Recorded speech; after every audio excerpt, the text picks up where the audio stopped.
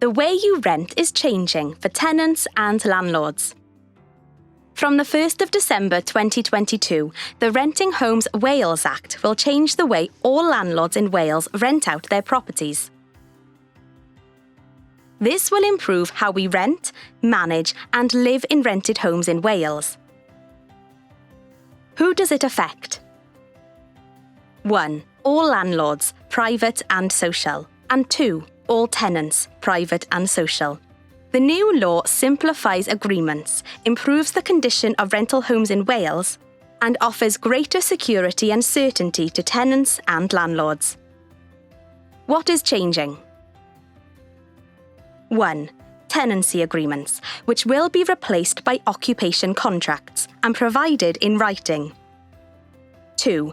Increased security, which means 6 months' notice as long as the contract isn't breached and retaliatory evictions prevented. 3. All properties must be safe. This includes working smoke alarms and electrical safety testing. 4. Antisocial behaviour, a fair and consistent approach for everyone. And 5. Succession, meaning increased rights to pass on your home. For more information on how the law is changing, visit gov.wales/rentinghomes. Working together for a safe home for all.